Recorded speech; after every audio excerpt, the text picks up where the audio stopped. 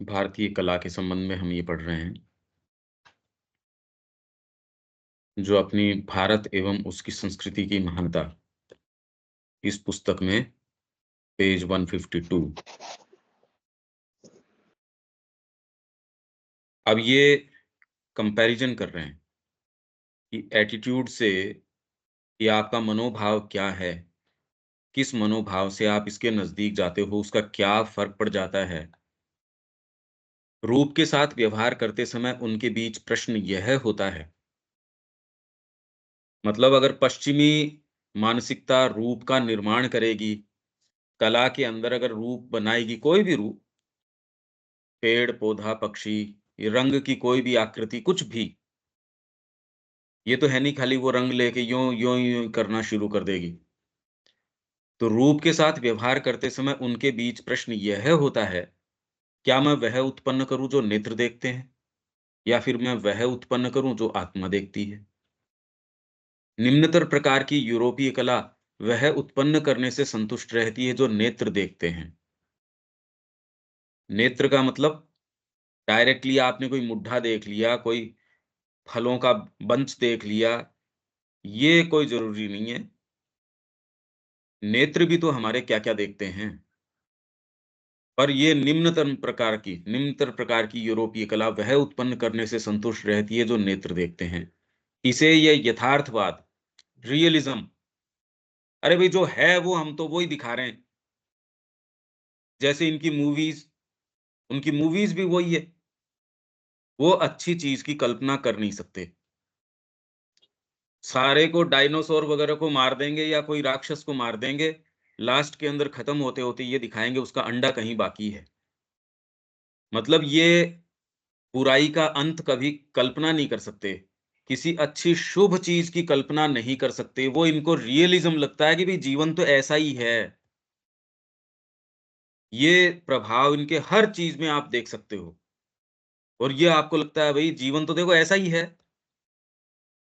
तो यूरोपीय कला, चाहे वो यूरोपीय साहित्य हो, उनका चिंतन हो, कुछ भी हो, दर्शन हो, वह उत्पन्न करने से संतुष्ट रहती है जो नेत्र देखते हैं।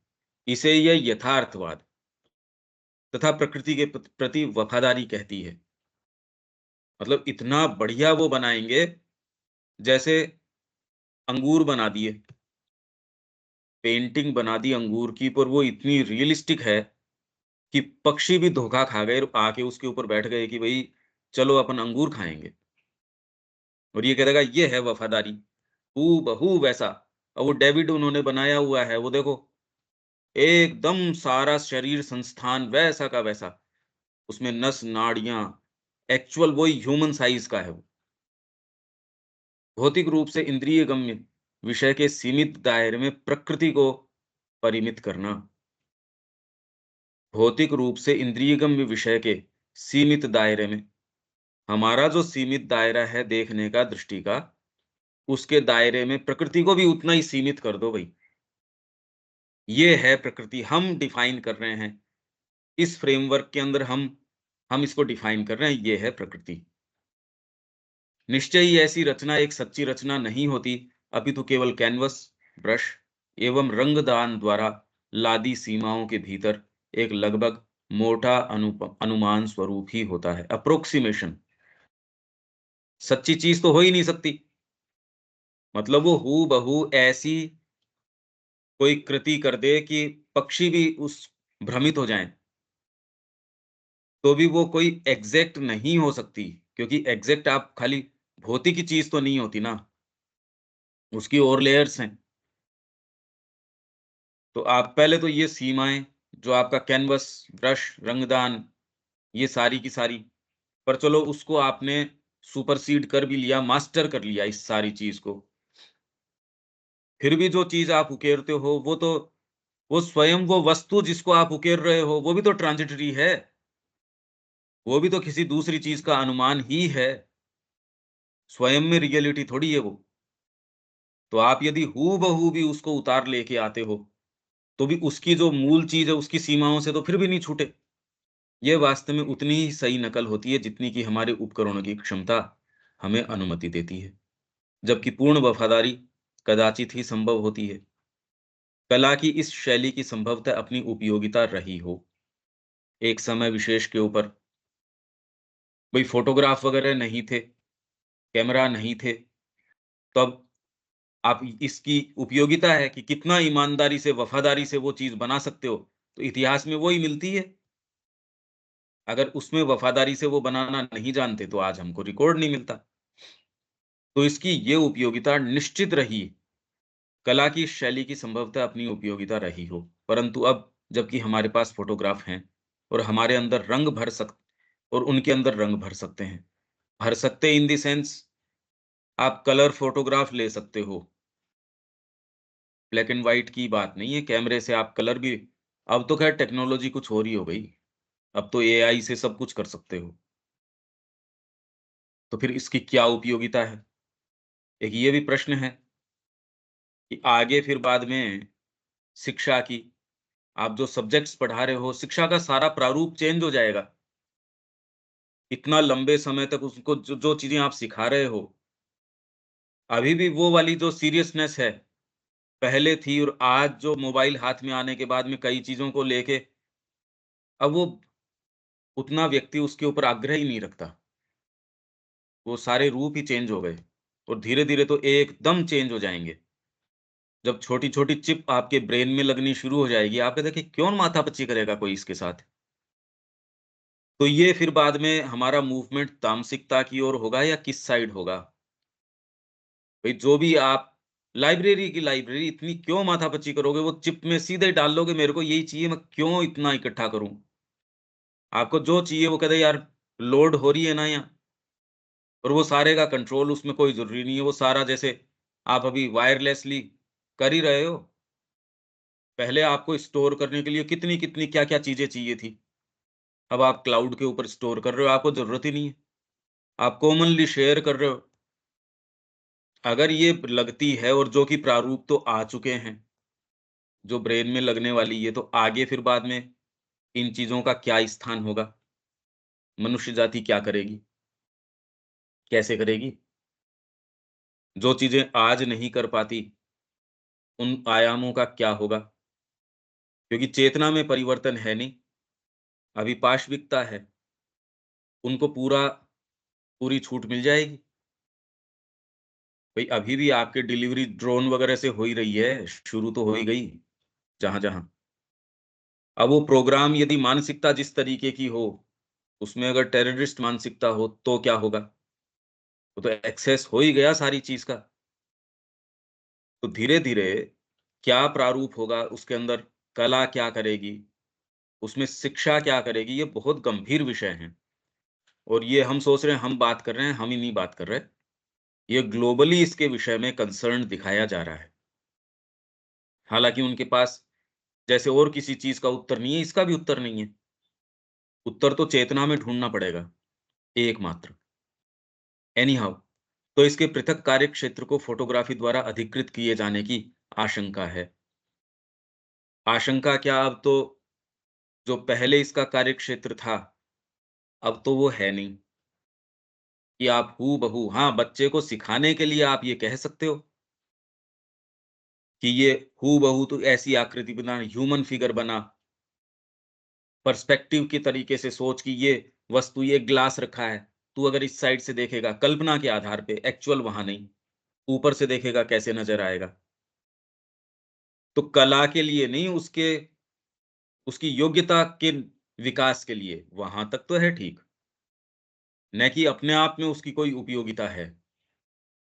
जहाँ तक बच्चे को तैयार करना है, माइंड को डेवलप करना है, उसमें फैकल्टीज़ को डेवलप करना है, तो उसकी उपयोगिता हो सकती है। पर अपने आप में उसका कोई आगे भविष्य है कि वो ये बनाएगा, पर्सपेक्टिव देगा, क्यों दोगे आप? जब आपके पास सॉफ्टवेयर्स हैं, सारी चीज़ें हैं और ये तो रात-दिन इतनी डेवलप हो रही है कि हर जने के पॉकेट के अंदर इतने-इतने पावरफुल अब मीन्स हो गए।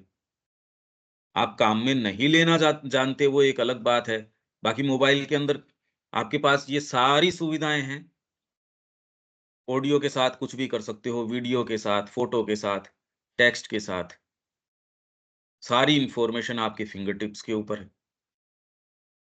एक उच्चतर यूरोपीय कला पर ये सारा भी आपको वो उपयोग में लेने वाली चेतना का सब्स्टिट्यूट नहीं हो सकता। जैसे शिक्षा में श्री अरविंद कह रहे हैं, सूचना बौद्धिक क्षमता का आधार नहीं हो सकती, उसका सब्स्टिट्यूट नहीं हो सकती। सूचना कोई इसका आधार थोड़ी है। और वैसे ही बौद्धिक क्षमता जो है, वो कोई सब्स्टिट्यूट नहीं हो सकती आपके डीपर जो चीज़ है उसका। तो वास्तव में शिक्षा कुल मिला के माँ श्री अरविंद जो कह रहे हैं, वो तो वैसी की वैसी आज भी आपके चैत्य की, वो हो तो सारी चीज़ें मीनिंगफुल है, वो नहीं हो, तो उनमें कोई मीनिंग नहीं है अपने आप के अंदर। एक उच्चतर यूरोपीय कला बाह्य रूप की नकल को अपने आधार के रूप में लेती है। मतलब वो नकल को आधार के रूप में लेती है, पहाड़ तो बना देगी, पर वो पहाड़ पे आग्रह नहीं उसका बनाने वाले का। वो कोई चीज़ दिखाएगा पर उसके पीछे कोई विचार, उसका भाव, कोई चीज़। परंतु इसका उच्चतर उद्देश्य रूप की अनुकृति तैयार करना नहीं है, अपितु भाव की अनुकृति प्रस्तुत करना है। ये उच्चतर 3 स्टेजेस बताई उन्होंने। ये जो पहले वाला तो एकदम जो भौतिक चीज़ है, उसी को हूबहू लाके आपके सामने रख रहा है। मूर्तिकला इस तरीके की कि उसका कपड़ा, उसकी भाव-भंगिमा, उसके हाथों की मुद्रा, किसी व्यक्ति ने आपको छू रखा है तो आपके त्वचा के ऊपर क्या इम्प्रेशन आता है हाथों का, अंगुलियों का, एकदम ऐसा कि आप कहें यार बड़ा अच्छा है ये तो। जबकि सामान्यतः भई रात-दिन आप मानव का शरीर देख रहे हो, लोगों का एक-दूसरे को पकड़ना, टच करना, मुड़ना, इधर होना, झुकना, वो कैसा परिधान पहनना, ये सारी चीज़ें आप देखते हो, उसमें इतना रस नहीं आता, पर वो मूर्तिकार यदि हूबहू वो चीज़ रेप्लिकेट कर दे, तो अगे बड़ी ज़बरदस्त चीज़ करी है। तो आप कहते हैं ये तो बहुत बढ़िया काम किया है। भारतीय कलाकार कुछ और करता है, वो हूबहू वो चीज़ जो आपकी अंतरात्मा देखती है। तो उच्चतर यूरोपीय कला क्या करती है, बाह्य रूप को नकल के रूप में बस खाली आधार के रूप में उसको वो वस्तु नहीं दिखानी। न वो व्यक्ति दिखाना, न पहाड़, पक्षी, जो कुछ भी है वो उसको नहीं दिखाना, वो तो खाली एक सजेशन के रूप में उसको लेता है।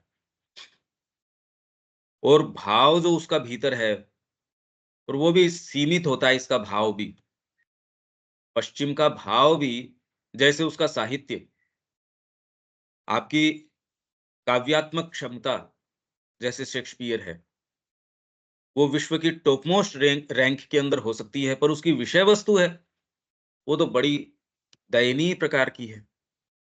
अगर हमारे आप देखिए वेदव्यास है, वाल्मीकि है, अगर इनके सामने रखा जाए तो वो कोई हाँ, कवित्व क्षमता के अंदर पहले रैंक के अंदर इनके साथ 4 को रखा श्री अरविंद ने, होमर, वेदव्यास, वाल्मीकि और शेक्सपियर। ये 4 पहले रैंक के हैं। श्री अरविंद वर्गीकरण कर रहे हैं, और तो करे कौन? पर उनकी विषय वस्तु, जिस चीज़ का वो विवेचन कर रहे हैं अपनी आर्ट में, यही बात कलाकार के साथ है। उसका हाथ बड़ा सधा हो सकता है, पर जिस चीज़ को वो वहाँ लेके आ रहा है, वो तो बड़ी ट्रांजिटरी सी चीज़ है। आपने ऐसी चीज़ बना दी, आप कहो ये तो अंगूर एक्चुअल रियल वाले वैसे नहीं नज़र आते, या ये पक्षी वैसा नज़र नहीं आता, या ये जो भी जिस भी फ़ील्ड का कलाकार है। कलाकार केवल बाह्य रूप मात्र ही नहीं देखने का प्रयास करता, अपितु उस क्षण बाह्य रूप जितनी भावना अभिव्यक्त कर सकता है, उतना भी कैनवस पर उतारने का प्रयास करता है। वो भाव उसके चेहरे के ऊपर।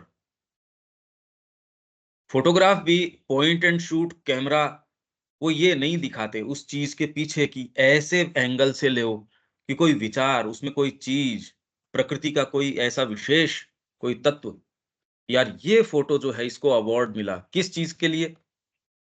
ये क्या देखते हैं? ये तो कैमरा वो स एग्ज़ैक्टली वही कैमरा आपके हाथ में हो, इनफैक्ट आजकल तो इतने अच्छे-अच्छे आप काम में ले रहे हो, और जो एक सामान्य फ़ोटोग्राफ़र है, मतलब फ़ोटोग्राफ़र अच्छा है, सामान्य कैमरा है, उससे वो लेगा, वो एक मास्टरफुल कोई चीज़ ले सकता है, और आपके पास टेक्नोलॉजिकली बहुत एडवांस्ड है। आजकल बहुत लोगों के पास होती है, ले क्या पर उसका, करे क्या उसका? ये चीज़ जीनियस का निर्माण कर देती है।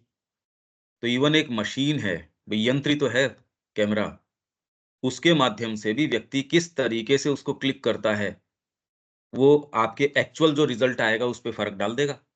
रात-दिन का ही फ़र्क डाल देगा। कलाकार तो खुद निर्माण कर सकता है। प्राय यह एक महत् कार्य हो सकता है। मतलब जो कृति है, जो कलाकार जो बनाता है, बड़ा ग्रेट आर्ट हो सकती है वो। प्रबल भावना या महत्वपूर्ण क्रिया के किन्हीं विशिष्ट क्षणों में हमारी आंतरात्मिक सत्ताओं का एक अति विशाल अंश आँखों, चेहरे, भाव-भंगिमा या मुद्रा में झलक सकता है। आप ऐसे क्षण को भई कौन-सी चीज़ को वो दिखाएगा? नॉर्मल चीज़ क्यों दिखाएगा वो? सामान्य चीज़ जो मंडेन है, वो उसको क्यों दिखाएगा? उसके लिए क्यों अपनी एनर्जी लगाएगा? वो चीज़ निकाल के लेके आएगा मानव भावना के अंदर से, उसकी संवेदनाओं के अंदर से, कि ओहो! ये संवेदना। ये छोटी-छोटी 10-10 मिनट की, 5-5 मिनट की डॉक्यूमेंट्री फ़िल्म्स ऐसी चीज़ निकाल के लेके आते हैं। ये देखो आप और इतना मार्मिक तरीके से उसको प्रस्तुत करते हैं।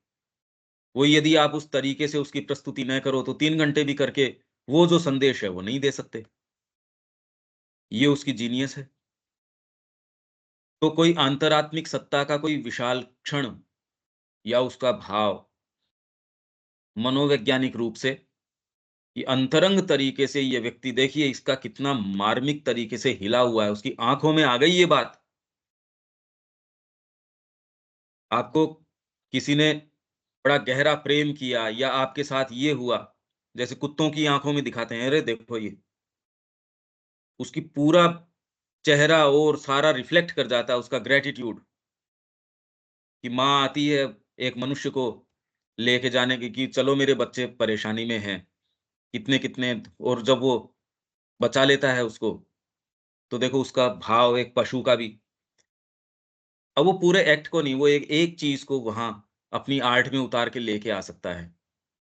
प्रकृति के अंदर ये सारी चीज़ें हैं। प्रकृति मतलब खाली पेड़-पौधे यही प्रकृति नहीं, ये सारी मानव प्रकृति भी है। हमारी संवेदनाएँ, हमारी भावनाएँ, ये सारी भी प्रकृति का ही अंग हैं। इनमें बड़े शक्तिशाली तरीके से वो किसी चीज़ को, जो उसको महसूस हुई, वो उतार लाता है। व्यक्ति को कोई भावना है, देखो शिक्षा क्या हो रही है अगर उसको पूरे ऐसी कोई चीज़ के अंदर उतार लाया, यूँ तो आप कितना भी विचार करते रहिए, गोष्ठियाँ करते रहिए, 3 घंटे चर्चा करी पर एक वो इतनी पावरफुल पेंटिंग या आपने कोई ऐसी करी, व्यक्ति कहता है यार इतनी चर्चा की ज़रूरत क्या है, ये पेंटिंग देख लो ना। हम जितना कह सकते हैं उससे बेटर बता रही है ये पेंटिंग, सारी तो बता दी इसने। एक फ़ोटोग्राफ इस तरीके का सही एंगल कि ये लो साहब, सारी चीज़ तो हो गई, आप प्लानिंग कर रहे हो, ये कर रहे हो। हाँ, ये तो हो गया। ये चीज़ भी कर सकती है कला। इनफैक्ट ये इसका खाली सामान्य प्रकृति को दर्ज करना नहीं, ये वाली चीज़ों को लाना, इसका पश्चिम की आर्ट का एक ग्रेटर पार्ट है। इसकी ही कलाकार नकल करता है। वह हमें न केवल कोई विषय वस्तु या कोई घटना ही दिखाता है, अपितु वह कैनवस पर उस विषय वस्तु के अंतरात्मिक जीवन के एक क्षण को स्थिर कर देता है। कुछ मूवीज़ भी तो यही चीज़ लाने का प्रयास करती हैं। वो आपको लाके वो चीज़, वो विचार धीरे-धीरे कहानी को गढ़ेगी। डिपेंड करता है आप कितना बढ़िया तरीके से अपने जो विचार आपको एक पर्टिकुलर कोई आइडिया, कॉन्सेप्ट वो आपको अपील किया, आप उसको सामने लाना चाहते हैं। उसका कारण ये भी हो सकता है कि भी ये आज का मुद्दा है या फिर ये बिक सकती है ये चीज़, डिपेंड करता है। फिर उसकी पटकथा कितनी आपने तरीके से लिखी है, उसका डायरेक्शन कैसे हुआ है, ये सारी के ऊपर निर्भर करता है। सामान्य मनोदशा भी एक बहुत बड़ी हद तक चेहरे पर अपने आप को अंकित कर देती है और चरित्र के कुछ विशिष्ट लक्षण अभिव्यक्ति एवं मुखाकृति में अपने को झलका जाते हैं।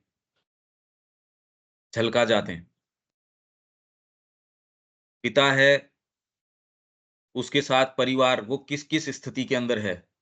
मृत कोई पड़ा है, उसके अंदर एक-एक जने का वो इस तरीके से डिपिक्ट करेगा कि बेटी कहाँ खड़ी है, उसकी पत्नी कहाँ है, उनका भाव क्या है। सैनिक है, वीरगति को प्राप्त हो गया। ऐसी कोई चीज़, ऐसा कोई क्षण, वो किसी भी चीज़ को कितने-कितने वो डिपेंड करता है आपको कौन-सी चीज़ छुई है इस प्रकृति में या आप क्या निकाल के लेके आना चाहते हो। ये जितने भी लेखक हैं, कोई-कोई छोटी-छोटी, छोटी-छोटी चीज़ निकाल के लेके आ ही रहे हैं। प्रेमचंद है वो कोई चीज़ निकाल के लेके आ रहा है। जो आपके जितने भी ये राइटर्स हैं, वो भी कोई एक छोटी-सी घटना लेंगे, उसको फिर बाद में उस तरीके से लाएँगे सामने। हाँ, पर इनकी विषय वस्तु बड़ी छोटी होती है, बहुत छोटी होती है इनकी। हमारा टेस्ट ये होने के बाद में आप कहें, "यार, ये तो अच्छा नहीं लग रहा है ये।" कोई ऐसी चीज़ दो जो वास्तव में कुछ उद्दीप्त करे भीतर, इनका क्या विवेचन करें? पर फिर भी अपने स्तर के ऊपर वो कुछ न कुछ ऐसा उतार के लेके आते हैं, समाज की कोई ऐसी चीज़, व्यक्ति के जीवन की कोई ऐसी चीज़। इनकी सारी कहानियों के अंदर आप ये देखेंगे कुछ न कुछ। उसमें ना वो व्यक्ति अपने आप में विशेष होता है, ना वो कोई सारी डिटेल्स उसकी, वो तो विचार जिसकी ओर वो पहले शब्द से लेके लास्ट तक उसका क्लाइमेक्स क्या होता है। यही बात कला के साथ है। इनफैक्ट इससे ज़्यादा कीमती बात हमारे जीवन के साथ है। अगर ये बात कलाकार के साथ है, एक राइटर के साथ है, जीवन के साथ तो और इसको तो आप अनडू भी नहीं कर सकते। क्या करोगे इसका? समय निकल गया, आपका अपना जीवन निकल गया। देखिए आप, कैनवस की सीमाएँ हम मतलब हमारा भौतिक जो इसमें रंग जो भरने हैं, आपकी भावनाएँ, आपके भाव, विचार, इनकी सारों की सीमाएँ हैं। इनसे हूबहू भी उकेरते हो तो भी बाहरी सत्ता बड़ा प्रतिरोध करती है। हम तो उकेर ही नहीं रहे हूबहू। तो इसको हम कलाकार बने नहीं बने वो तो एक है, पर जीवन तो जैसा है उसको तो सही हम इस माध्यम से ये समझें कि कलाकृति क्या कर सकती है, वही हम अपने जीवन के साथ कर सकते हैं। मनोभाव यदि पश्चिमी हो, इसमें भी स्तर हैं अलग-अलग। हूबहू वो चीज़ उकेरते हो या कोई भाव है, वो चीज़ सामने लेके आते हो या भाव को और ऊपर, ये तीसरा और बताएँगे इसके अंदर। इन्हें भी अनुकरणशील मतलब जो नकल कर रहा है, वो कैनवस पर उतार लाता है। इस प्रकार की कला जब वह अतिरंजित या दिखावटी न हो, मतलब ईमानदार हो, कलाकार ज़बरदस्ती डिटेल नहीं भर रहा हो, कि भरने के लिए डिटेल भर रहा है, नहीं। तो शक्तिशाली, प्रभावशाली एवं विस्मयकारी हो सकती है। अरे वाह! मतलब आपके विस्मय, एक्सक्लेमेशन इस तरीके की, अरे ज़बरदस्त, अद्भुत! ये तो गज़ब किया इसने। मतलब उसमें कोई ज़बरदस्ती उसके चेहरे पे भाव लाके नहीं, सटल तरीके से भी वो कर सकता है। पर कुल मिला के सारा प्रभाव जो है, शक्तिशाली हो सकता है, प्रभावशाली हो सकता है, विस्मयकारी हो सकता है। परंतु इसकी भारी सीमाएँ हैं।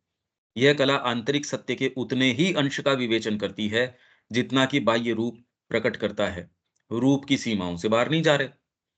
इसका विवेचन अप्रत्यक्ष है, इसकी दृष्टि अप्रत्यक्ष है। अप्रत्यक्ष मतलब इसको रूप के माध्यम से जाना पड़ता है जहाँ भी जाना है। आप डायरेक्टली किसी के पास नहीं जा रहे। आपको बार-बार आपका नौकर जितनी आके रिपोर्ट करता है, उसके माध्यम से ही आप प्रत्युत्तर दे रहे हो। आपका यार डायरेक्टली पता नहीं चल रहा, कोई इन्फॉर्मेशन नहीं आ रही वहाँ की। ये तो इनडायरेक्टली। अब यहाँ आपके पास कोई ऐसे न्यूज़पेपर, अब आपको भाषा नहीं आती, आप किसी से ट्रांसलेट करवाते हैं, आप कहे परेशान हो गए। और जितना ही सेंसिटिव या गंभीर मामला हो, आप कहें कितना रिलाई कर सकते हैं क्योंकि एक-एक शब्द कीमती है और व्यक्ति जो ट्रांसलेट कर रहा है, उसकी सीमाओं से मेरे भी निर्णय अब आपके भी ये कि पता नहीं ये क्या कह रहे हैं। संस्कृत के साहित्य का यदि अंग्रेजी ट्रांसलेशन हो, आप कह दें यार कई चीज़ तो वो ट्रांसलेट कर ही नहीं सकते। ईमानदारी से भी करें तो अंग्रेजी के अंदर वो शब्द नहीं है।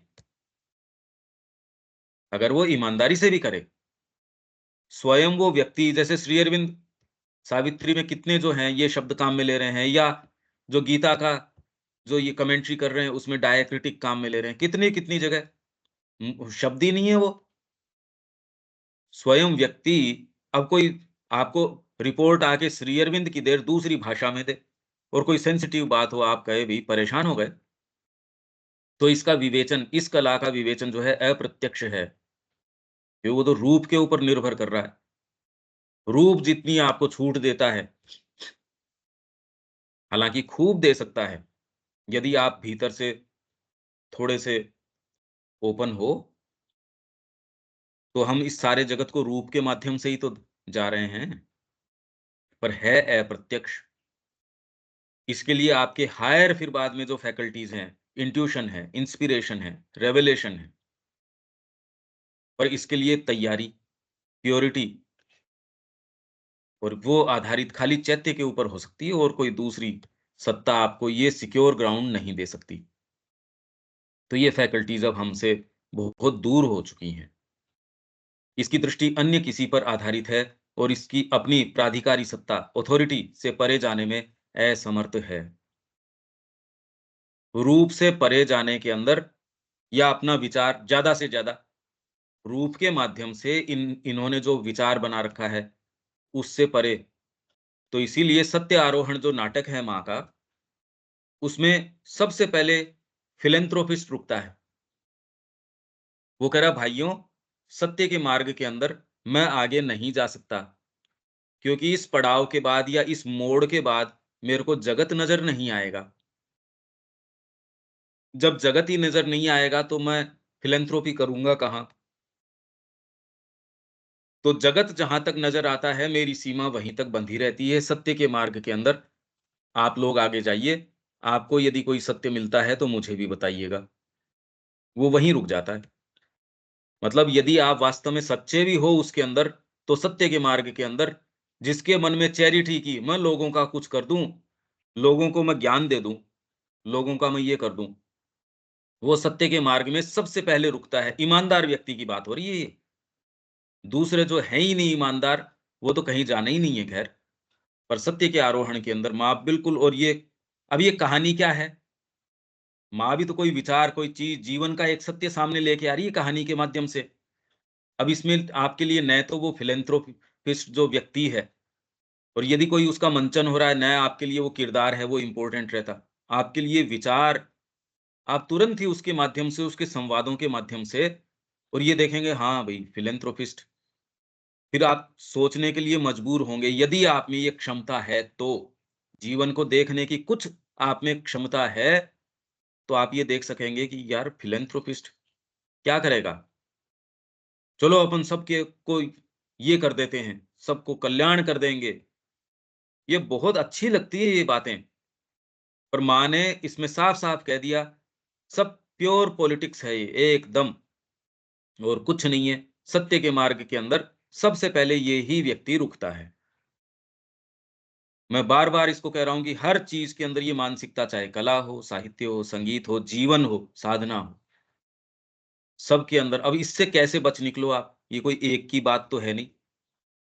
ये हमको सोचने के लिए मजबूर करता है कि माँ श्री अरविंद के अलावा हमको परिप्रेक्ष्य भी नहीं मिलता। तो करने लायक यदि समझदारी की भी बात कहो, तो अपने आप को पूर्ण रूप से उनको सौंपने से ज़्यादा समझदारी, अगर आप अच्छा जीवन भी जीना चाहते हो, इससे क्योंकि आप अपने स्तर के ऊपर देख रहे हो, जगत ऐसा है, ये चीज़ ऐसी है। ये तो साफ-साफ कह रहे हैं, कलाकार ही इससे परे नहीं जा पा रहा, जबकि वो तो भाव को उसमें लाना चाह रहा है। यही बात साहित्य की है, साहित्य में तो वो बँधा है ही नहीं, और फिर भी वो उनकी कल्पना शक्ति कितनी बंधी हुई है, आप ये देखिए। जगत, उसकी प्रैक्टिकैलिटी, परे ही नहीं जा रहे उससे। कल्पनाशील यूरोपीय कला द्वारा एक और अधिक ऊँचाई प्राप्त की जाती है। अलग-अलग स्तर बता रहे हैं ये, बहुत ज़्यादा इम्पोर्टेंट है। अगर आप इसका साथ-साथ में विवेचन, मतलब इसका कंटेम्पलेशन करते रहोगे, ये हमारे बीइंग की लेयर्स खोल देगा आपके सामने। आपके सामने ऐसे सत्य उजागर होंगे। अब जिसको आध्यात्मिकता, सो कॉल्ड आध्यात्मिकता कही जाती है, उनमें ये बातें ही नहीं है, आप ये देखिए। और श्री अरबिंदो जिस रिचनेस, जिस वैरायटी, जिस चीज़ के अंदर प्रवेश कर रहे हैं, ये अकल्पनीय है। यूँ तो आप ये कह सकते हो इसका आध्यात्मिकता से क्या लेना-देना? क्योंकि आध्यात्मिकता, इसीलिए पहले टाइम से ये जो शब्द है ना,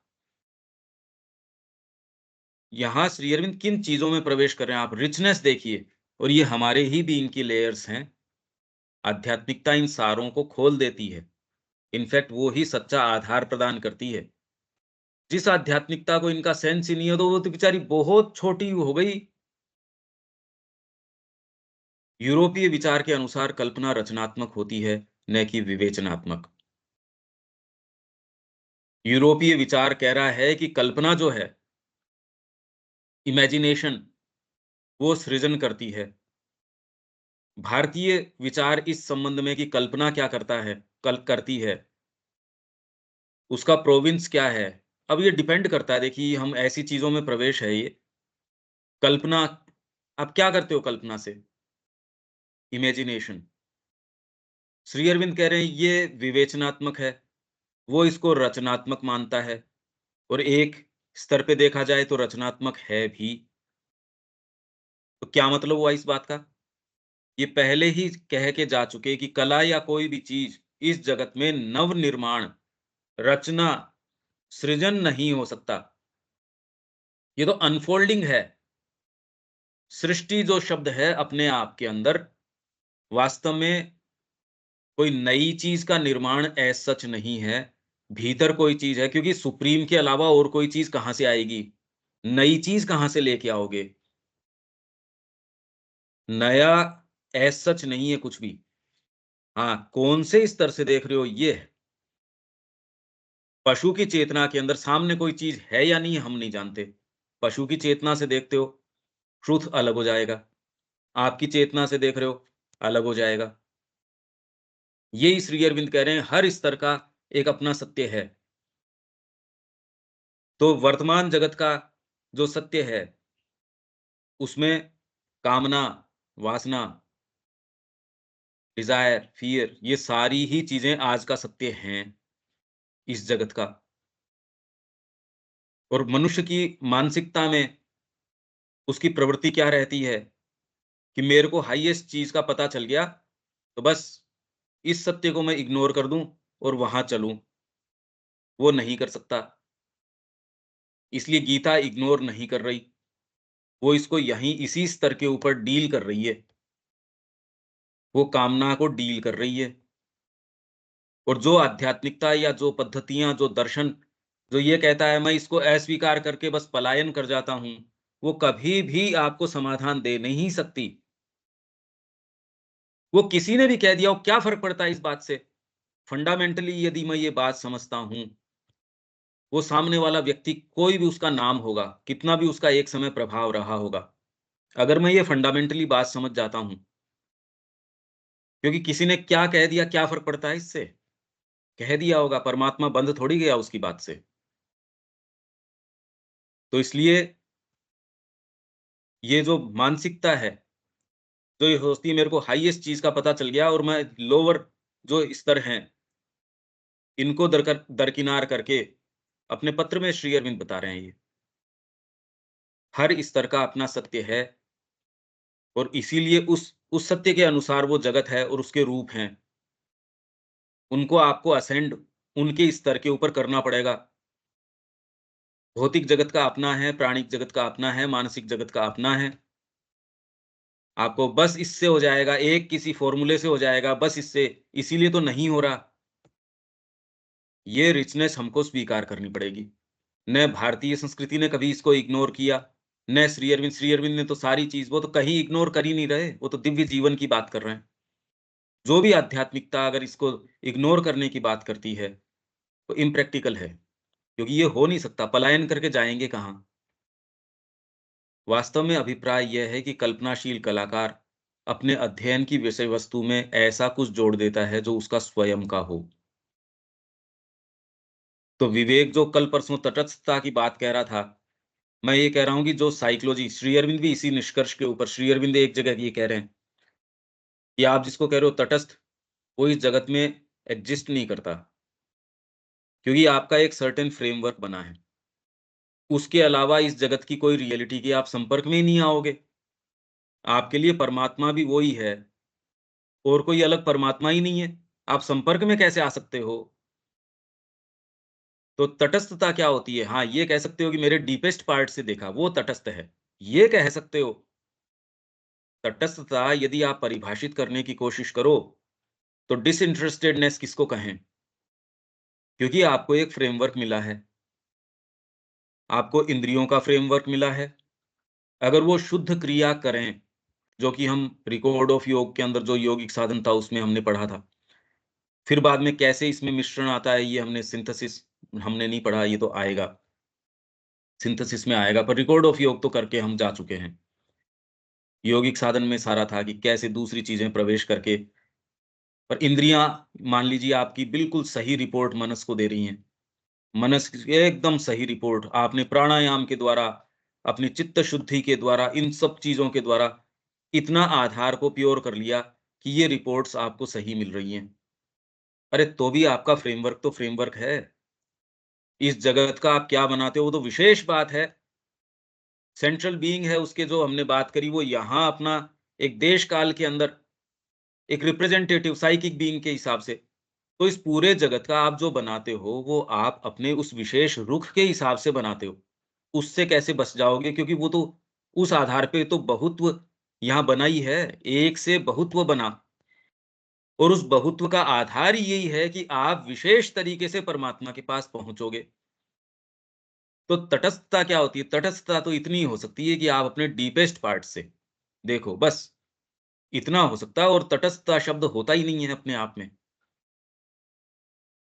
तो कल्पनाशील कलाकार अपने अध्ययन की विषय वस्तु में ऐसा कुछ जोड़ देता है जो उसका स्वयं का हो, और मैं ये कह रहा हूं इससे आप बच नहीं सकते। तटस्थता शब्द होता नहीं, हाँ, खाली आपके भीतर डीपेस्ट पार्ट जो आपकी अंतरात्मा है, जो उसमें इम्प्योरिटीज नहीं जोड़ती, पर फिर भी उसका अपना रुख तो रहता है। पर वो जो तटस्थ है, उतना उतना आप कह सकते हो कि ये तटस्थता है। बाकी तो अपना पार्ट तो जोड़ोगे ही, क्योंकि आप और कोई दूसरी चीज के संपर्क में आ नहीं सकते। नहीं तो एक ही गुरु, एक ही व्यक्ति, उसको एक को तो उसमें गुरु मिल गया, उसके दोस्त को उसमें गुरु नहीं मिला। क्यों भई? कौन-सी चीज़ को साक्षात्कार प्राप्त हुआ? जबकि साथ रह जाते। एक ही स्थान से आ रहे, एक को उसके अंदर गुरु साक्षात परम ब्रह्म, एक को उसमें मिल गया, एक को नहीं नज़र आ रहा।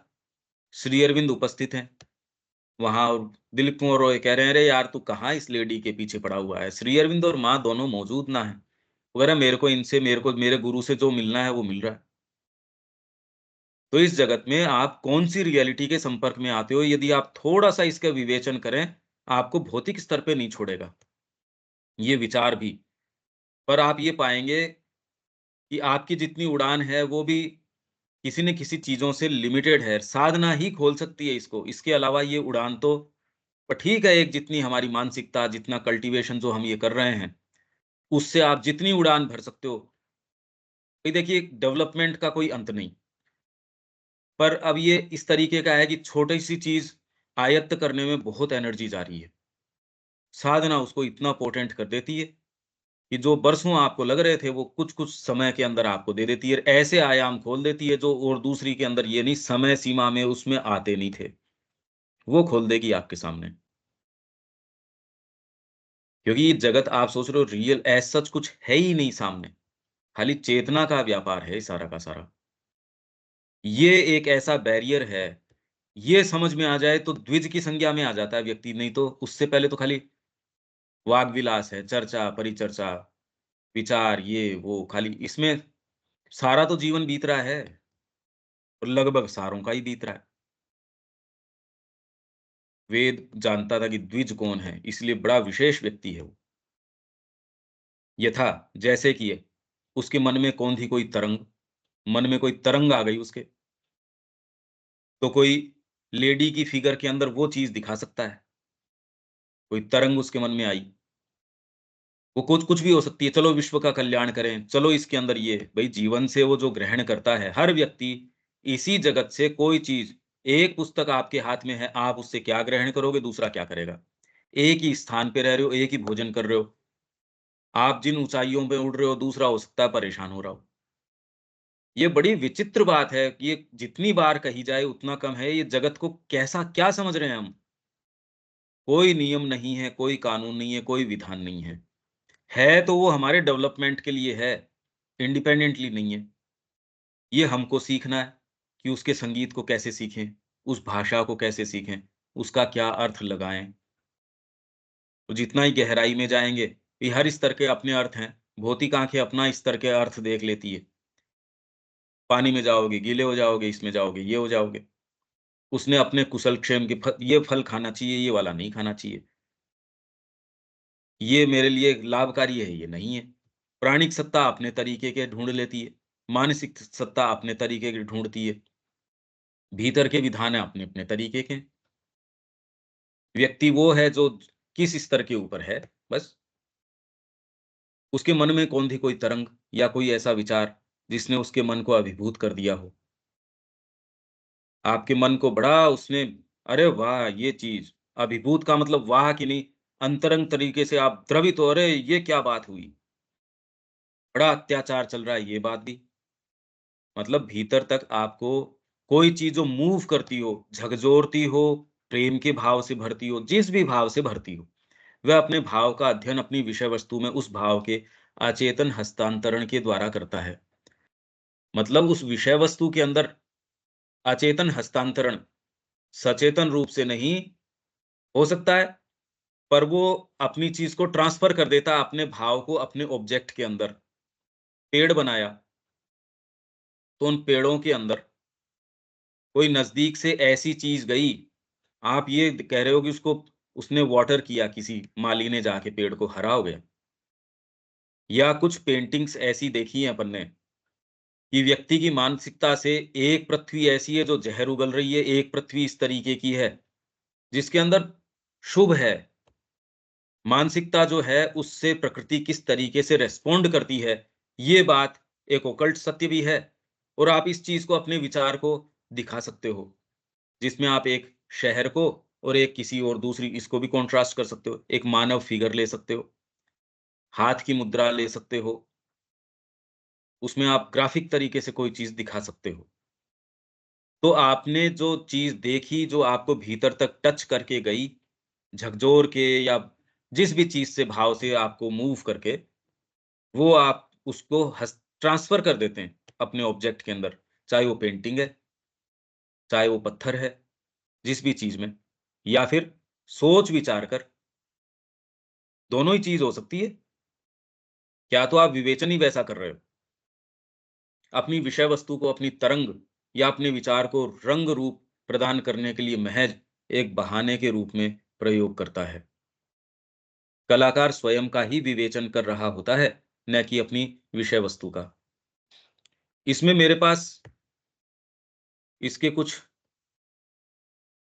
एग्ज़ाम्पल्स जो हैं, एक पुस्तक मेरे पास है, एक जो मेरे पास रहते थे, उनकी बेटी उसको नेशनल अवार्ड्स मिले थे, तो अभी भी है। वो जो मेरे साथ यहाँ थे, वो तो अब नहीं हैं, बंगाली थे। उनकी बेटी को नेशनल अवार्ड्स मिले हैं। तो वो ऐसी चीज़ें जो हमको आँखों से नहीं समझ में आती। ये क्या बनाया अभी, इसका क्या अर्थ है? पर उसको नेशनल अवार्ड्स मिले हैं उसके ऊपर और कई अवार्ड्स मिले हैं। कुछ उसको इंटरनेशनल रिकॉग्निशन भी मिला है अपनी आर्ट के ऊपर। वो अगर मेरे को वो पुस्तक मिल जाती है, उसने मेरे को भेजी थी। वो मिल जाएगी तो वो फ़ोटोग्राफ्स मैं आपसे शेयर करूँगा कि वो क्या कॉन्सेप्ट लेके आप कहेंगे, "यार, समझ में तो नहीं आ रही ये बात।" जबकि वो उसको देख के विवेचन कर रहा है और उसको अवार्ड्स मिले हैं। तो मतलब ये भी नहीं है। एक रिकॉग्नाइज़्ड चीज़ है, एक कम से कम एक प्लेटफ़ॉर्म के ऊपर। तो ये आपको एक उदाहरण के रूप में हो सकती है, हाँ, भई ये चीज़। वो मेरे को मिलेगी तो मैं उसके फ़ोटोग्राफ्स आपके साथ साथ शेयर करूँगा। इस अहम मूलक कला का अहम मूलक मतलब एक किसी वस्तु से, किसी व्यक्ति मेरा भाव मैं उसके ऊपर ट्रांसफ़र कर रहा हूँ, अहम मूलक हो गई ये। वो अहंकार नहीं, मेरा वो वाला अहंकार नहीं, ये अहम मूलक मतलब उसका केंद्र आपका अपना विचार, उसमें वो मूलक वो आधारित किसी और कोई माँ के चरण वो क्या, वो बातें नहीं। अहम मूलक मेरा विचार, मेरा भाव, वो मैंने ट्रांसफ़र कर दिया। जिसको सामान्यतः ये अहंकार वो बोलते हैं, वो नहीं, वो अहंकार नहीं। इस अहम मूलक कला का प्रायः अति उच्च मूल्य होता है। ये बहुत मूल्यवान है और कुछ सर्वोत्तम यूरोपीय कृति इसी प्रकार से की गई है। कुछ उसकी कल्पनात्मक संवेदना कदाचित ही उस बाह्य रूप में छिपी स्वयं उस वस्तु की झलक पाने में समर्थ बनाती है। उसकी कल्पना सामान्यतः उसके साथ खेलती है और दृष्टि को सभी भागों में सच्चा होने से रोकती है। किंतु वह उच्चतम आकर्षण युक्त, जोशीले अथवा कल्पनात्मक सौंदर्य से कार्य करने में सफल होता है। इन सभी प्रकारों में यूरोपीय स्वयं को जड़ प्रकृति द्वारा लादे गए प्रत्यक्ष बाह्य रूप की प्रतिलिपि तैयार करने की आवश्यकता से आबद्ध कर लेता है। ये कोई से भी प्रकार हों, 1, 2, 3 तरीके इन्होंने बताए, ये कोई सा भी हो, चाहे टॉपमोस्ट ही हो इनका, तीसरी लेयर का ही, हाईएस्ट लेयर का ही हो, तो भी यूरोपीय जो है स्वयं को, और भारतीय, यूरोपीय, भारतीय, अब ये कोई अलग-अलग नहीं है एज़ सच, अब तो सारे उसी रंग में रंगे हुए हैं। भारतीय शब्द का प्रयोग यदि करते हैं, तो मूल उसकी प्राचीन या वेद विहित, वेद सम्मत या भारतीय संस्कृति के जो मूल स्वभाव है उसका, उससे सम्मत कोई चीज़ हो, उसको ही भारतीय कहा जाता है।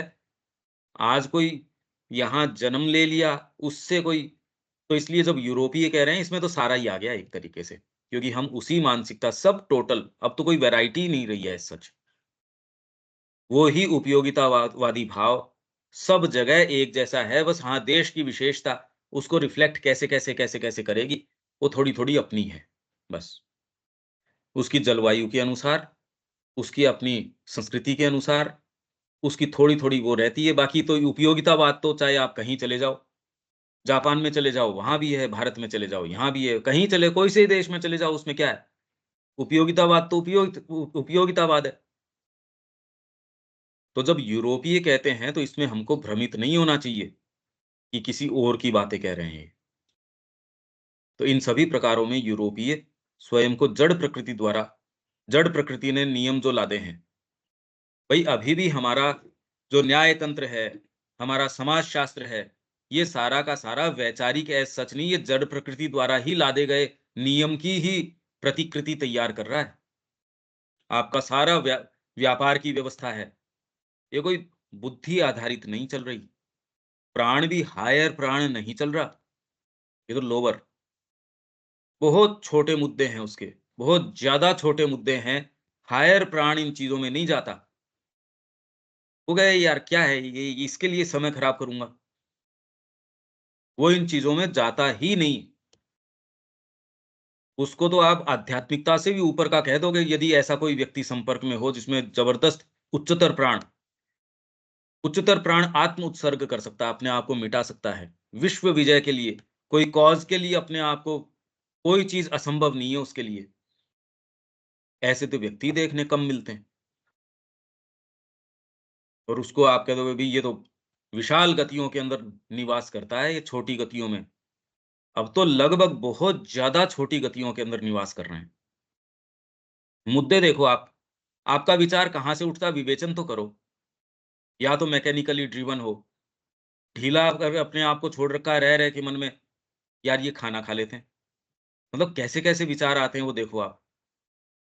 अपने शरीर से संबंधित, या उसमें भी आपकी खाली रसनेंद्रियाँ जो हैं या भोगेंद्रियाँ हैं, उनसे संबंधित, उनका ही एक्सटेंशन आपका परिवार, उसकी दुश्चिंताएँ, सारा उसी के ऊपर है।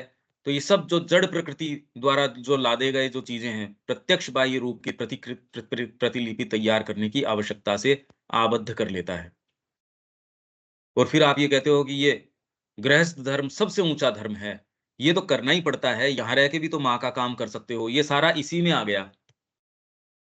आप अपनी जड़ प्रकृति को ही रीइन्फोर्स कर रहे हो, और उसमें जो भी आपने पढ़ लिया, माँ की प्रार्थनाएँ पढ़ ली, माँ के कोटेशंस पढ़ लिए, माँ की चीज़ें जो आजकल इतनी हैं, उनको आप यथा आपकी जो कन्वीनियंस है, उस हिसाब से उपयोग में ले लेते हो। बाकी आप जड़ प्रकृति से, इवन आप अच्छी प्राणिक प्रकृति के ऊपर भी नहीं हो। मैं ये कह रहा हूँ कि ये हमारी लेयर्स इस तरीके की हैं। ये हतोत्साहित करने की नहीं, हमारी सत्ता को जानने की बात है। हम जो एक अनंत सत्ता हैं, जो यहाँ आए हैं, वो एक छोटे से मुद्दे में बंध के रह जाए, ये हमारे लायक काम नहीं है। वह बाह्य रूप का दास होता है, और इसलिए उस आध्यात्मिक स्वतंत्रता को नहीं प्राप्त कर सकता, जो कि आध्यात्मिक दृष्टि की पहली स्थिति है। यही जीवन की बात है। आप संगीत सीख लोगे, जड़ भौतिक व्यक्ति ये नहीं है कि संगीत की क्लास में नहीं जा सकता, या एक सर्टेन परफॉर्मिंग आर्ट्स के अंदर उसका नाम भी हो सकता है, ये कोई बात थोड़ी है। अब जितने ये फ़िल्म कलाकार हैं या जो ये निर्माता हैं और हैं, कितने बजट की बना रहे हैं, तो कोई हायर ब्रांड नहीं है उसमें, है बहुत टुच्चा-छोटा।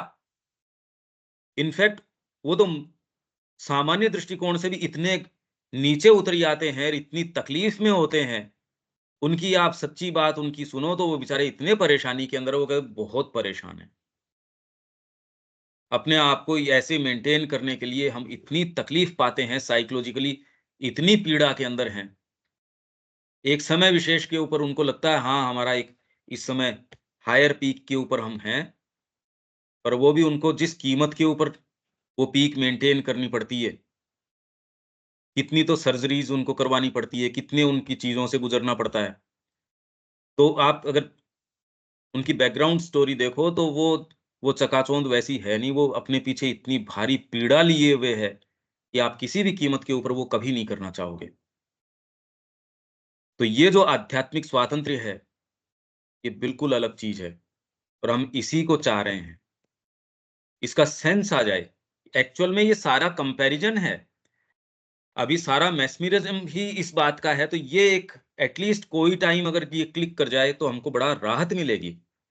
इससे बहुत डिलीवरेंस आ जाएगा, अगर कोई टाइम क्लिक कर सके तो।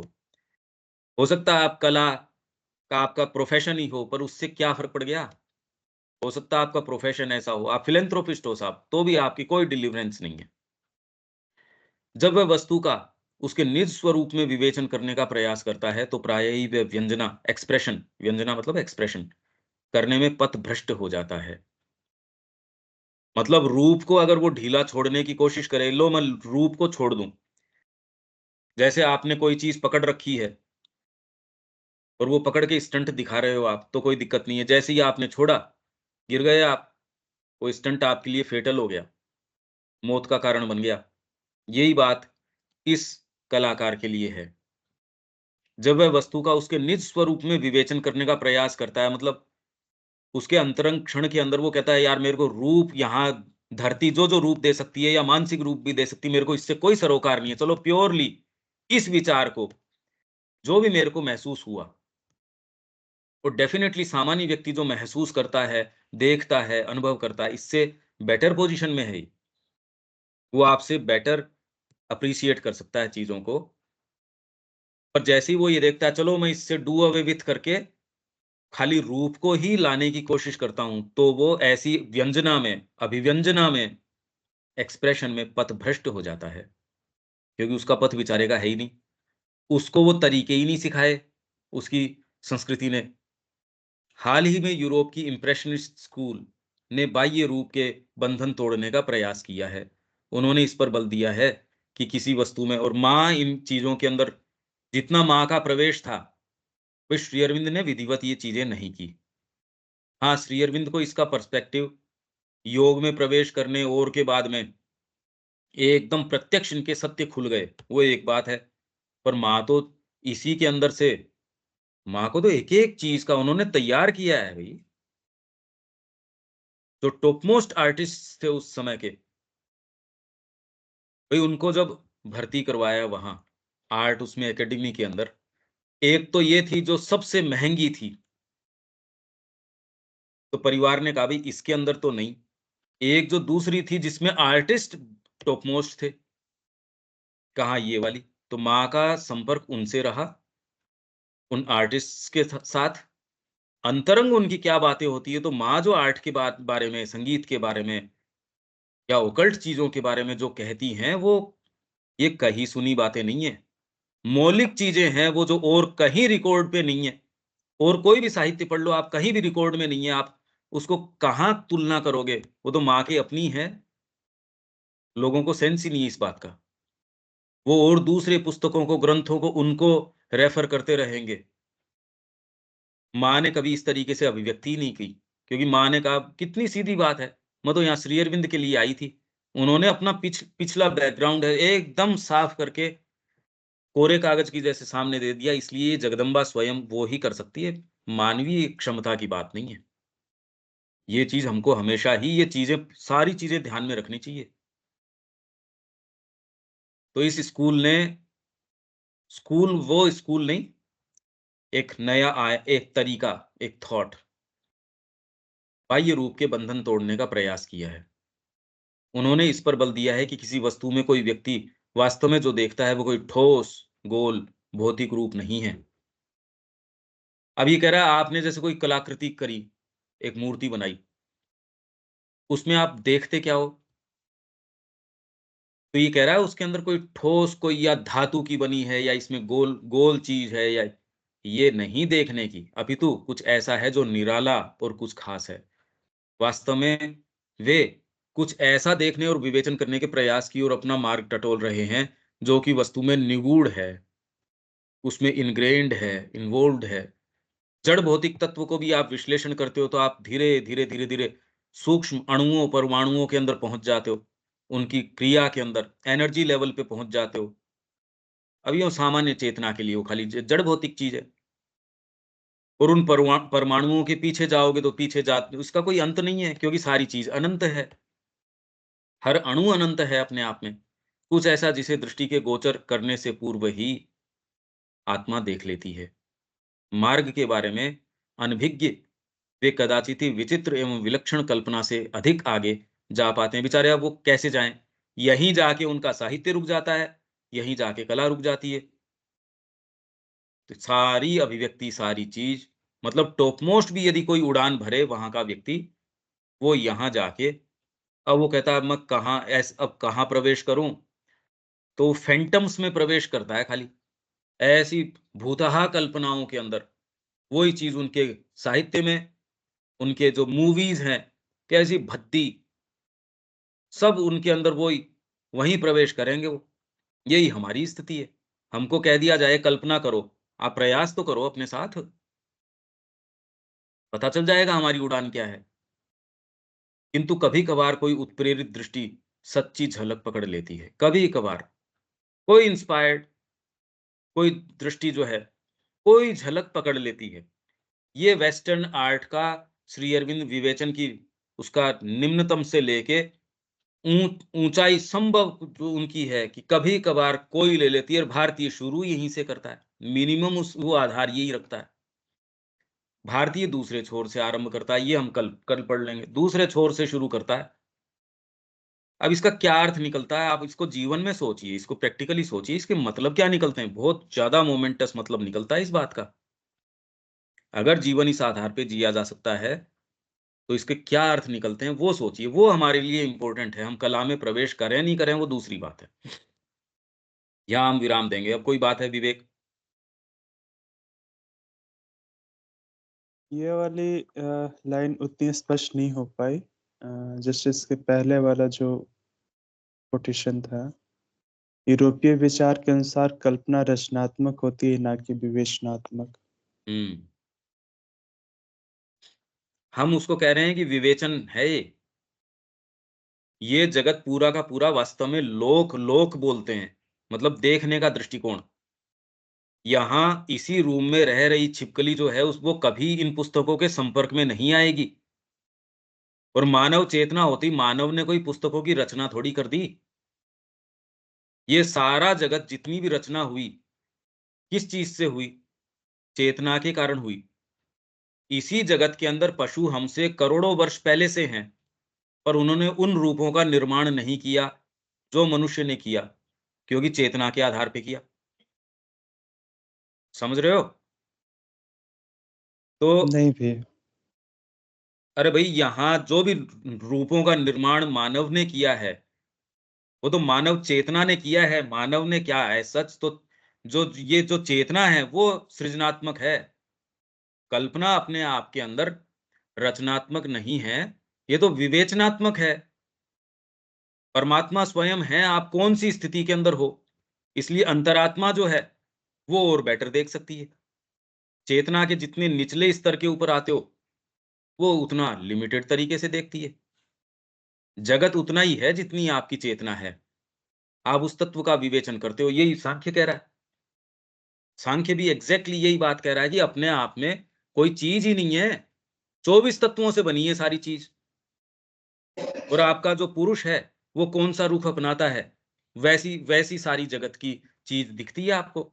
वो अगर साक्षी, फिर उससे अगला भाव अनुमंता, फिर बाद में भर्ता, भोक्ता, ज्ञाता, फिर ईश्वर। ये अलग-अलग अपना सकता है। अगर इंडिपेंडेंट अपने आप में रचना होती, तब तो रुख अपनाते रहो चाहे पुरुष, उससे क्या फ़र्क पड़ जाता है? ये करेंगे हम इसकी बात, मैं जानता था इस चीज़ को, पर ये आउट ऑफ कॉन्टेक्स्ट चली जाएगी। ये मैं समझ रहा था कि ये बात इन्वॉल्व्ड है। ये एक फिलोसॉफिकल तरीके की बात हो गई। ठीक है भैया, इस पे विचार करते हैं, हालाँकि क्लियर तो नहीं हो पा रहा है। हाँ, मैं समझ रहा हूँ। हाँ, देविका जी। कुछ प्रश्न तो नहीं है। आज एक्चुअल में क्लास थोड़ी दोबारा से सुननी पड़ेगी। ठीक, कुछ चीजें ऊपर से गई हैं। ठीक है। दीपक जी? हाँ जी, जहाँ तक यूरोपीय कला की बात हुई, इसमें उसके 3 तरीके का वर्णन किया गया। एक भौतिक, भावात्मक और कल्पनाशील। यानी ये कह सकते हैं कि यूरोपीय कला अ, इन चीज़ों को ही रचना कहता है। यूरोप को, यूरोपीय मानसिकता को यह ही रचना लगता है, जबकि भारतीय मानसिकता को रचना आत्मा के लेवल पे आए तो रचना कहा जाता है। रचना नहीं बोलता। थोड़ी-सी भारतीय मानसिकता किसी भी चीज़ को रचना नहीं कहती, वो लोक कहती है। लोक मतलब इसलिए सृजनात्मिका तो केवल चेतना है। चेतना ही रचना करती है। तो हम ये कहते हैं कि भगवान और उनकी चित्त शक्ति।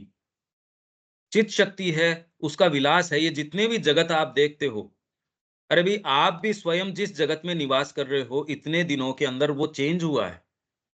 आप जो विचार कर पा रहे हो, जिस जगत के संपर्क में आ पा रहे हो, वो चेंज हुआ है।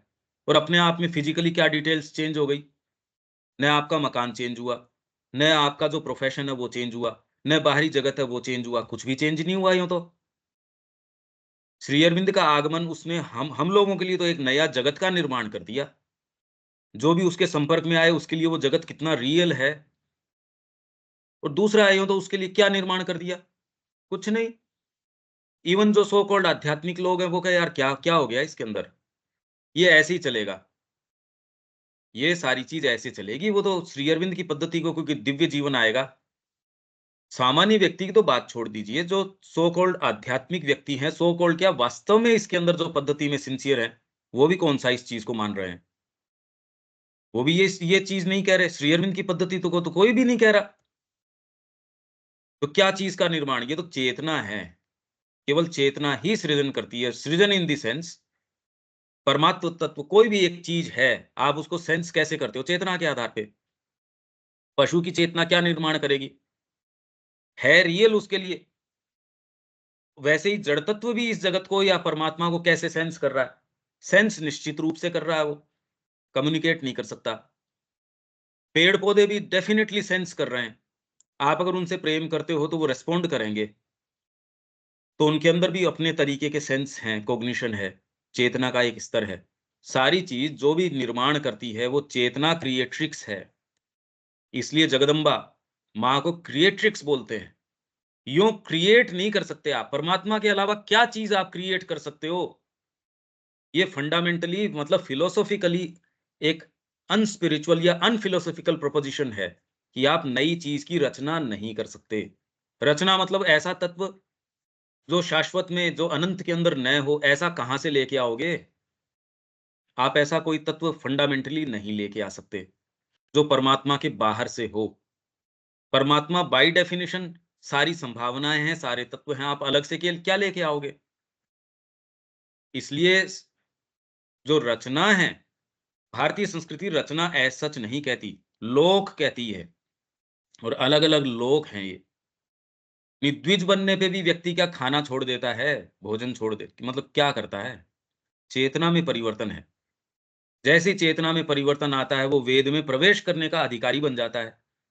वही व्यक्ति, अरे मान लो आज मैंने संकल्प लिया और कल मैंने दीक्षा ले ली, आज ही मैं अधिकारी बन गया इसके अंदर प्रवेश करने का। और ये ओकल्ट प्रक्रियाएँ हैं। आप कहें इसमें तो खाली भगवा, अरे भगवा की उसकी बात नहीं है, ओकल्ट प्रक्रिया है ये।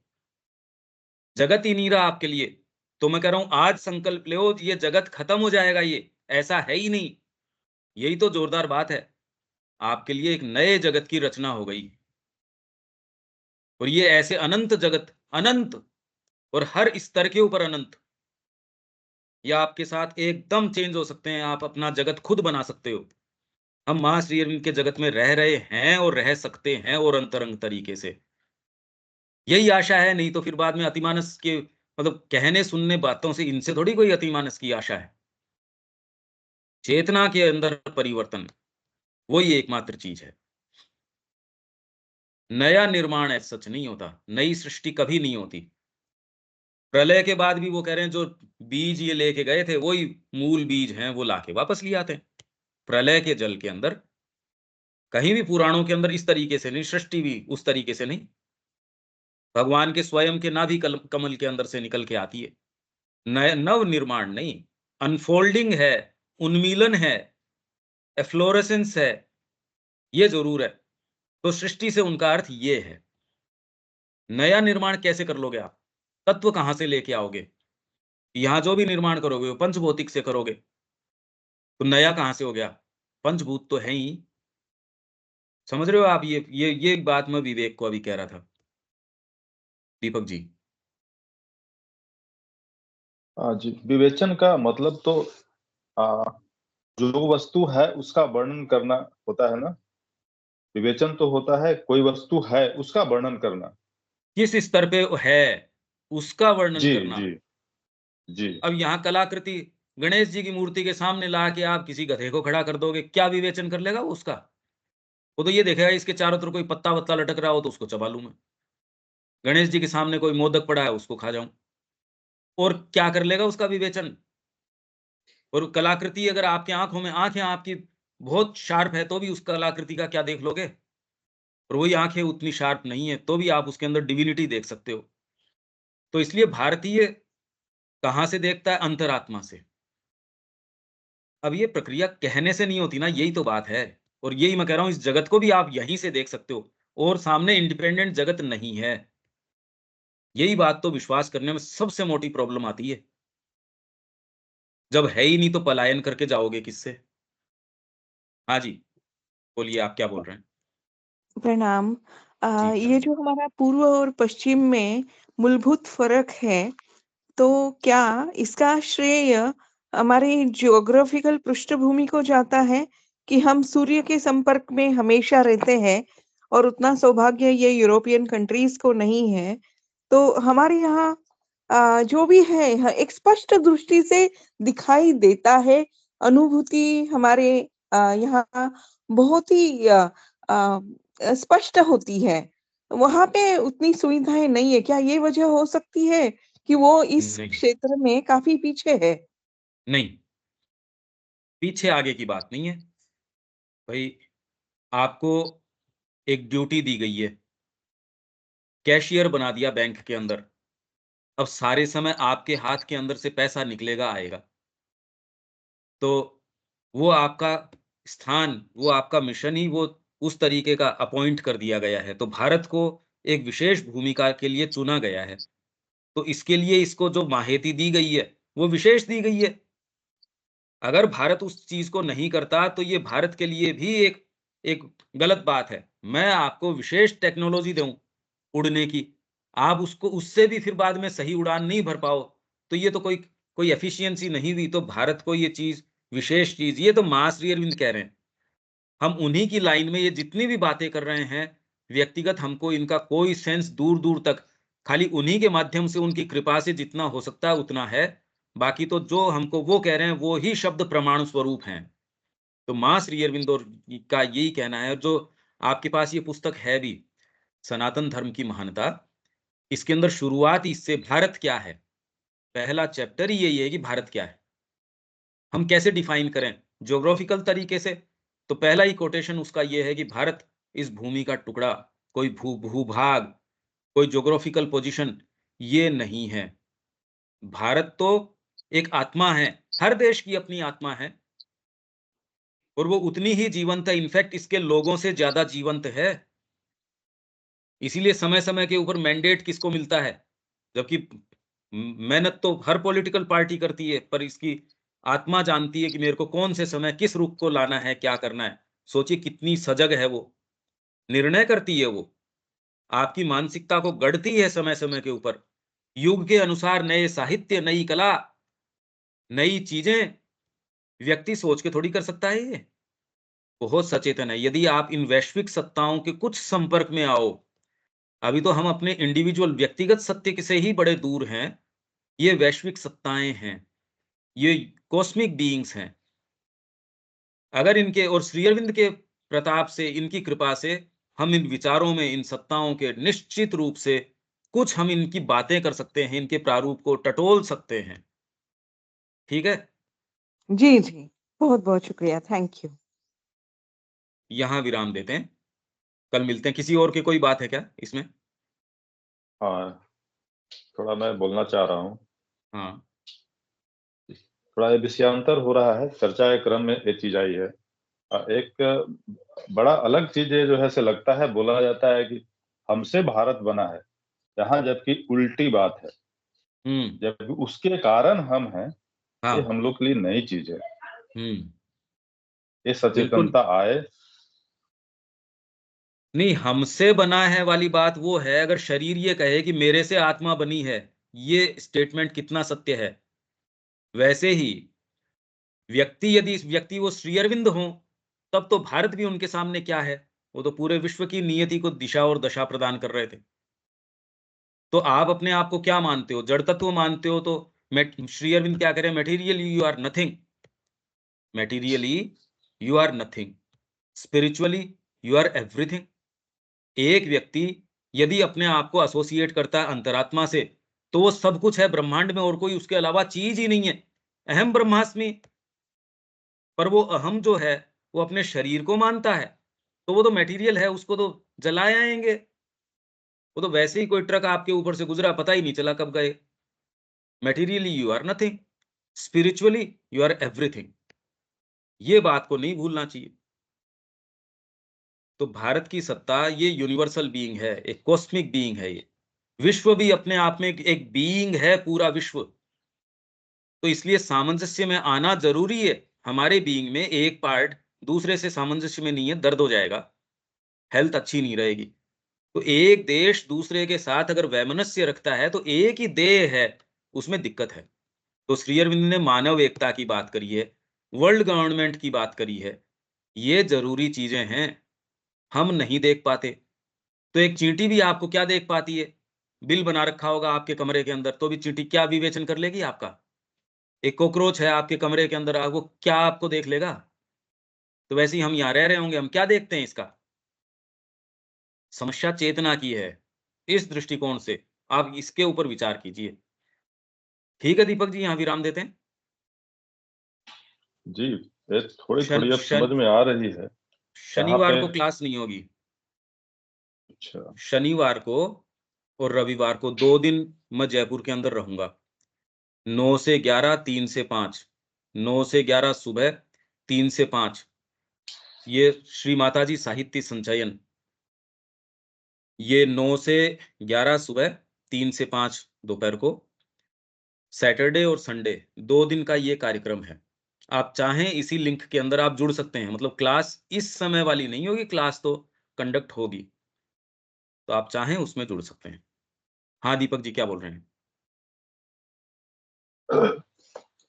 ये बातें अब थोड़ी-थोड़ी समझ में आ रही है। कॉस्मिक सत्ता है कोई चीज़, ये हुँ, चिट्ठी तो थोड़ी-थोड़ी अब समझ में आ रही। हुँ। और हमसे ज़्यादा सचेतन है वो, कमज़ोर नहीं है वो, बहुत सचेतन है। यहाँ रोक देते हैं। जय श्री राम। जय श्री माँ। जय श्री